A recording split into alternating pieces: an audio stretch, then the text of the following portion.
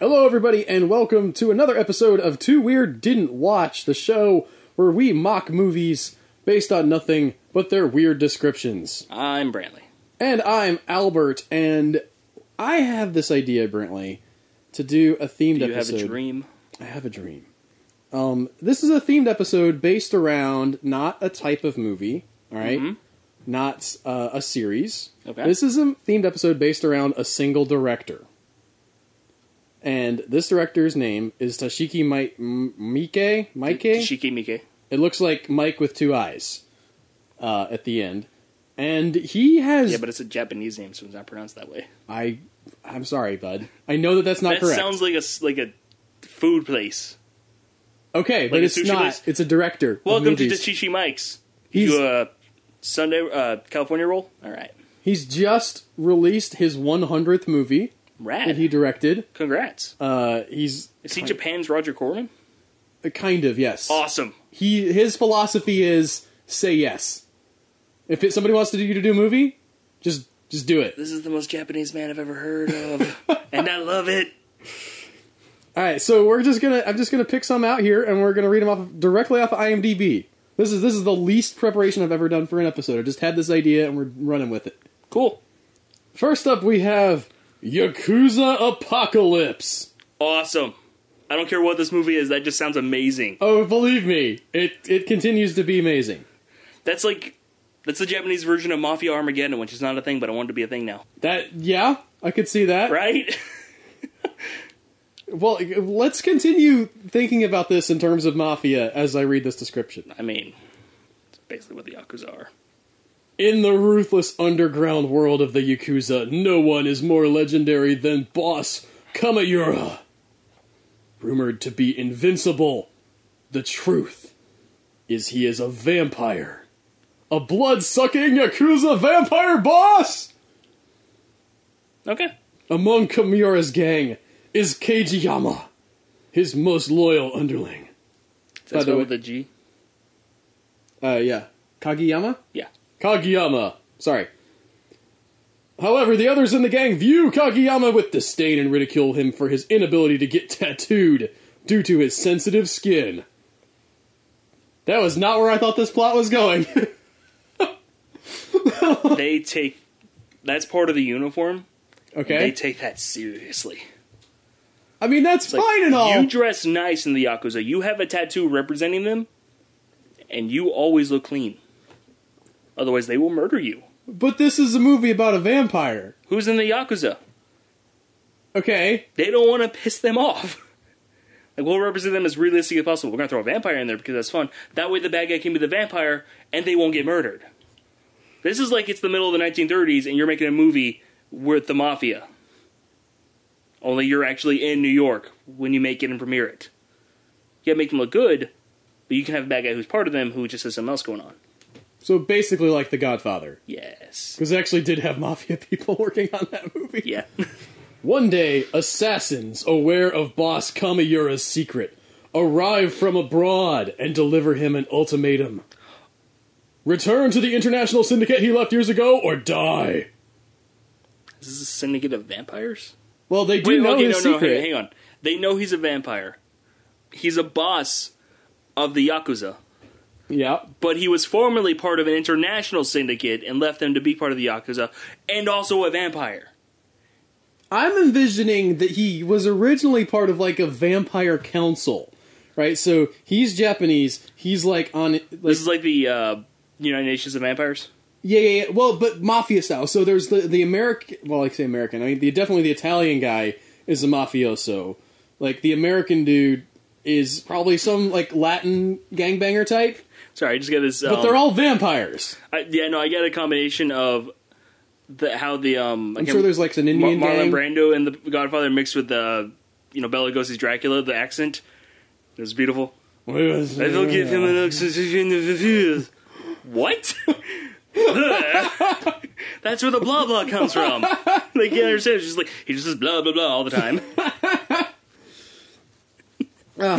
There's the one Canadian vampire guy. I don't know what kind of gangs they have in Canada. Just I'm imagining. He's a Mountie. What? No, yeah, he just shows up and he's a Mountie, and they just don't address it because they're... Okay, It's I the mean, it joke. is a Tashiki Mike joint, and I've seen the trailer for this, and it has a dude in a frog costume fighting off people with kung fu. That's just Japan. Yeah, so he can leave, he can return or die.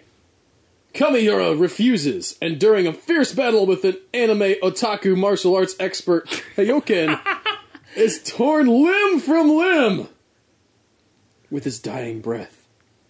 By the way, So with he's his just a limbs torn torso. off. He's a just vampire. torso. He's a vampire. Yeah, no, I get that.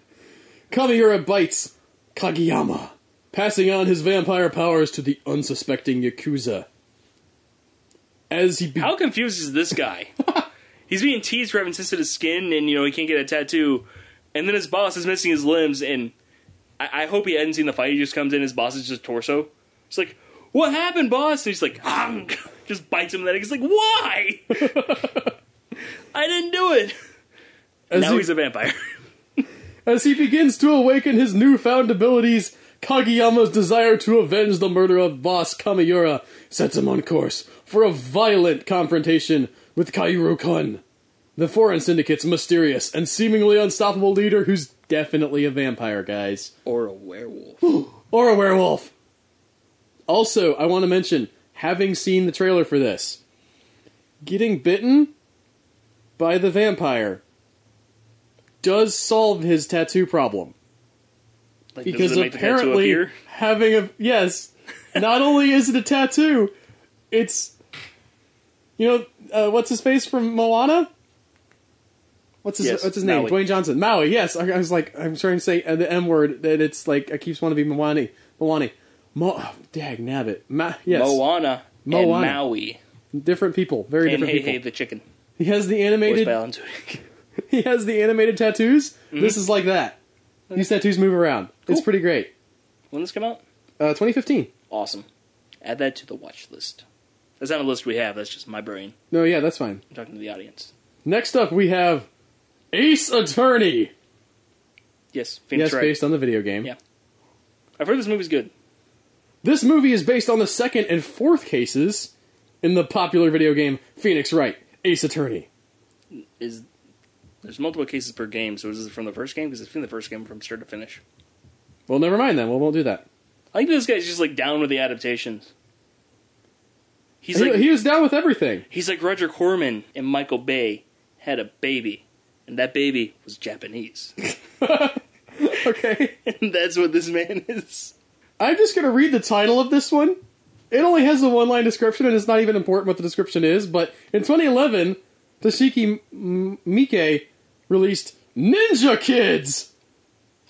With 3 exclamation points. Awesome. And that's just the thing that he made. That's just great. That's just fantastic. I hope it has like a really pop theme song. Ninja Kids! The kids and the ninjas! Describes the premise. Yeah, it's the whole song over and over again. Like Teenage Mutant Ninja Turtles. They're Teenage Mutant Ninja Turtles. Heroes in a half shell. Turtle power. We gotta wrap this one up because we're on a time crunch here. We're gonna go see Annabelle Creation, which has been out for a while when this comes out. Yeah, that's fine. But I think we're gonna end with Crows Zero. Okay. Weird Japanese names are weird. Just 2 American audiences, yes. Yeah. That said, some of the Japanese names are literally just words thrown at the screen. Like Bleach. The Suzerain Senior High School for Boys, nicknamed the School of Crows, is the poorest achieving, most violent school in the country. Okay. Pakistan. No, it's in Japan. That was a joke. Nobody laughed. I just wanted to point out why it was funny. I mean, there's 2 of us here. Yeah. If you laugh at your jokes, you're just kind of self-absorbed. The students are called crows, and they band together in factions, battling each other for influence and power. How is the school still functioning? Like, why is it still allowed to function? These are the kids that nobody cares about. This is actually just a problem with Japan and any country that's, I think I'm envisioning this as, it's probably not this school probably doesn't really exist, Brantley. I know that. But also, it's like the school in Brick. Have you heard of Brick? Nope. The Rian Johnson, the first directorial debut of now Star Wars helmer Rian Johnson? Nope. Okay. He's working on episode 8. Not any of the ones that you've seen and hate already. You can hate this one in the future. I don't hate most Star Wars movies. You hate the 4th one? Yeah. I don't hate it, it's just not a good movie. Yeah. Controversial opinion. That's fine, though. I stand by it. I understand that. And Tweet at us I'm angrily. not here to get into that discussion, Brantley. We don't have that kind of time. But his his debut was a detective noir style story, but set in a high school. Okay. And it's clearly, like, not a lot of, like, the vice principal does show up and dress down the detective, but it's clearly just supposed to be the, like, guy gets called on the carpet by the police captain thing. This is a messed up high school, because the kids can basically do anything, and it works within the fiction of that. So that's what I'm imagining. Okay. Also, logistically, maybe they just, like, don't want these kids on the streets. They'd rather have them dealing with their, like, interagency squabbles in the school rather than out. Where they can get a hold of guns and the like? Yes. Or shivs. But they all share a common goal. One that has never been reached in the school's history. Unification. Stop murdering each other! I mean, maybe that's okay, easier said than done. Donald Trump came in and he was like, no, I can definitely handle this, guys. No. It literally just said, they all have the goal of unification. So they're unified in their goal of unification. But they want their own group to be on top still. Yeah. So it's a metaphor of politics. Oh, absolutely. This is a microcosm of humanity is what the school is. Yes. I'm actually down on that. I think it better further. No one faction has ever reigned supreme, which, I mean, they all always been in perfect stalemate the whole time? No, there's just never one been completely, like, accepted as in charge. There's already been another faction big enough to fight back. Okay. Genji Takiya, a transfer student who attempts to take over this poor guy. Suzerain Boys High School is mentored by old boy Yakuza Katagiri as he faces off against rival Serizawa. Okay. So this is just... I'm imagining this as Fistful of Dollars, but in Japan and in a high school with, like, weird high school gangs that are fighting each other. Yeah. Which, there's nothing about that I don't like. Good. Also, I don't have a lot of jokes to make about that. No, it just sounds cool. Miike, what are you doing to me, man? I need more. I gotta do another one, because that was too short. That was too easy. We need something dumb. Or super weird. Well, how about Zebraman? Okay. Nothing. You don't have anything to say about that? We have a superhero named after a bat. And Black Canary. Fair enough. Who is literally just a chick who wears a leather jacket and screams at people with a supersonic scream that hurts people, but still. Being a failure as a teacher and a family man, Shinichi tries to escape everyday life by dressing up as Zebraman, the superhero. Doesn't say he's actually a superhero, he's just a cosplayer. No, yeah, he's 100% like one of these guys that walks around Las Vegas dressed as Batman, or Hollywood, or New York. You see that video of the guy who's dressed as Batman gets pulled over, and he gets out and shakes both cops' hands, and then puts his hand on the thing? It's amazing. He gets out, salutes, shakes their hands, and then puts his hands on the car. They're just like, they look at the dash cam like, what do we do? Anyways, continue with Zebraman. Although, this is really tragic. This poor guy. Although this TV series was canceled after only 6 episodes, this cannot stop him from acting out his escape fantasy in a self-made zebra suit. He's a furry, I'm okay with that. Is it a real... I'm trying to see the picture here. Is he dressing up like as a zebra?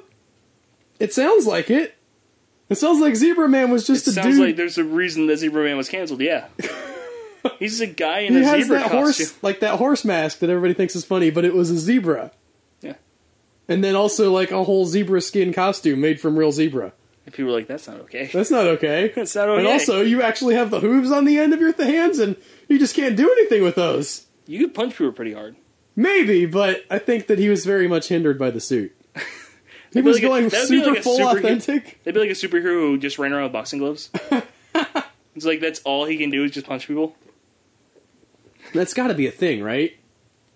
I mean, there's a few superheroes that punch people. With boxing gloves, I don't know about that. Like boxing theme, like just his superpower is literally... I know that this is a thing. This has to be a thing. Or the guy's, like, supervillain's power was just that he was good at boxing at some point. I mean, there's Wildcat, who is a trained boxer, and he just puts on a costume that's themed after a cat, but he just uses the wrap. He doesn't use the actual boxing gloves. Oh, okay. He might have in the older comics. I don't know. They were dumb. That's back when we had Muhammad Ali boxing Superman and Godzilla at different times. He gets more than he could ever wish for when his black and white dressed alter ego seems to be the only thing to stand between absolute evil and a happy ending. Is this a movie that's just about the jokes? Is it white stripes with... Is he white with black stripes or black with white stripes? How do you tell the difference? Like on a zebra? Well, I guess, yeah. I'm saying, like, is his alter ego a dude that, like, is black with white stripes? And, like, everybody... It's his alter ego. That's him dressed as Zebraman. Not his, anti-villain. Or villain or whatever. Oh, man, I was hoping... You're right. Alter ego, I just read that and I was like, the guy who's standing against him. That's so much more fun, though. His arch enemy, yes. It starts with an A. It's fine. It has 2 words. So does Aardvark. They're the same thing. Yeah, it's an Aardvark dressed like a zebra, but it's black with white stripes. There you go. Now you're talking, Brantley. No, but that is the thing I am doing. Yes. I'm just envisioning him like in the great showdown with his arch nemesis, and nobody can tell the difference because one of them is black with white stripes and the other one is white with black stripes, and there is a subtle difference. Screen thing. Yeah. It's just like you can only tell because the background's different on one half of the screen. Yes. That's something I want to that's something I want to be true about Zebraman. And I am going to pronounce it like that. Yes. Okay. That's how the Brits pronounce it. This was not the dynamite cache of amazingness that I was hoping it would be, Brantley. It led us to an aardvark dressed in zebra skin. I think Takashi Miike. I'm not trying to be disrespectful. I really am going to try to say his name right, but it's just like in my brain. I just put those 2 I's together. Takashi Miike. Say Tashiki. Fine. This guy, Tashiki, the director, obviously traffics in making some very weird movies, but they just know that they're weird. They're self-aware weird. I obviously we haven't seen the movies. Right. But it just sounds like while he is the Roger Corman, he's also capable of working with the thing. So Roger Corman, the movies are watchable and fun. It sounds like this guy actually produces product. Well, I haven't seen... I don't know. He's made 100 movies. I don't watch a lot of Japanese cinema, but... Coming to you next week, we'll have a review for all of his movies. You could make a whole podcast just reviewing Takashi Miike movies. If you did one movie an episode, you could do 100 episodes. Well, he's still working, though. True. And putting that's more out like 5 a year. So. So it would take a while to catch up. I wonder if he overlaps the filming of those. I don't know. That is it for us on this week. Thank you so much for listening. If you like the episode, tell a friend about it. Share it on the social medias. Check out our Patreon page, where we have an exclusive episode for Patreons. And patrons. Nabbit! Go away! We'll see you next week at the same time. Bye! I can't say those words.